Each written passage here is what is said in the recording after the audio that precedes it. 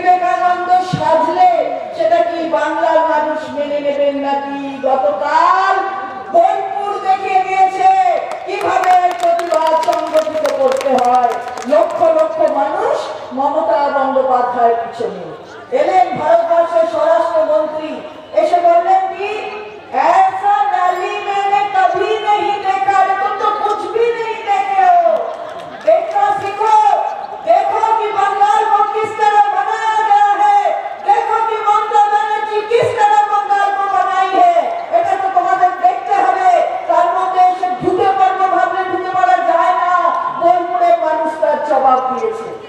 আজকে সেইখানে দাঁড়িয়ে মমতা বন্দ্যোপাধ্যায় একটা আন্দোলনের নাম, আন্দোলন শব্দটা যেই আমরা বলি তার সাথে সাথে সমার্থক ভাবে মমতা বন্দ্যোপাধ্যায়ের নামটা উঠে আসে।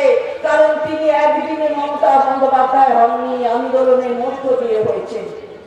কেউ কেউ গেছে, তাতে কিছু যায় আসে না, কিন্তু গিয়ে যেভাবে বলছেন তাতে দুঃখ হয়, দুঃখ হয়। কেউ বলছেন পরিবারে পদ্ম ফোটাবেন, কেউ বলছেন হরিশ চ্যাটার্জি স্ট্রিটে গিয়ে পদ্ম ফোটাবেন। পদ্ম কোথায় হয় বলুন তো? পাকে হয়, পাকে।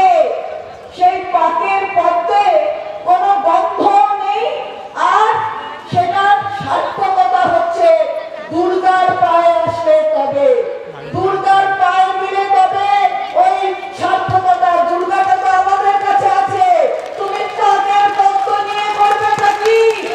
পাক সবার জায়গায় থাকে না। তোমরা যদি নিজেরা পাক নিয়ে আসো নিজের বাড়িতে, সেটা তোমার ব্যাপার, কিন্তু হরিশ চ্যাটার্জিতে পাক নেই, হরিশ চ্যাটার্জিতে দুর্গা আছে।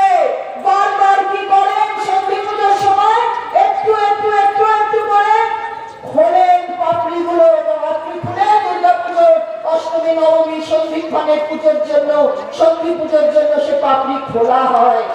আপনি খুললেন না পাপড়ি, বলছেন হয়ে যাবে 2 থেকে 200 হয়ে যাবে, একটা একটা করে পাপড়ি খুলুন। 2 থেকে 200 অমনি হয় না। পাকের পদ্মে গন্ধ নেই, কারুর বাড়িতে গন্ধ কোনো ফ্লাওয়ার ভাসে রাখে না, কোথাও এনে তাকে শোভা বৃদ্ধি করার জন্য রাখা যায় না। ওই আবারও বলছি, দুর্গার পায়ে ছাড়া ওটা হবে না। আর দুর্গা আমাদের, দুর্গা আমাদের, তাই আমাদের দিকে আঙুল তুলবেন না। আর ওই ধরনের কথা মানুষ মেনে নেয় না, এটা বুঝতে হবে। তাই আপনাদের কাছে যারা আজকে দীর্ঘক্ষণ ধরে শুনছেন, তাদের বলুন তো, তারা বলুন যে কি দিয়েছে ভারতবর্ষের সরকার, যার জন্য বাংলা সরকারকে এখানে ফেলে দিয়ে তাদের আসতে হবে। মানুষ আস্থা দেখিয়েছে। এরকম তো অনেক কিছু হয়েছিল, শুনেছি আমরা। 2011-এ আমরা 187 জন, তারপর 2016-এ তারা যেন সেই গলাগলি করলো, এদিকে ওদিকে এদিকে ওদিকে সব নাকি চলে যাচ্ছে। তারপর আমরা কি দেখলাম? মানুষ একটা রাজনৈতিক চপেটাঘাতের মধ্যে দিয়ে কি করলো?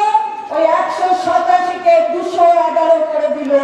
আর 2021-এও আবার আমরা দেখছি ওই ধরনের লাল চক্ষু, গেরুয়া চক্ষু, ওগুলো মানুষ মানে না।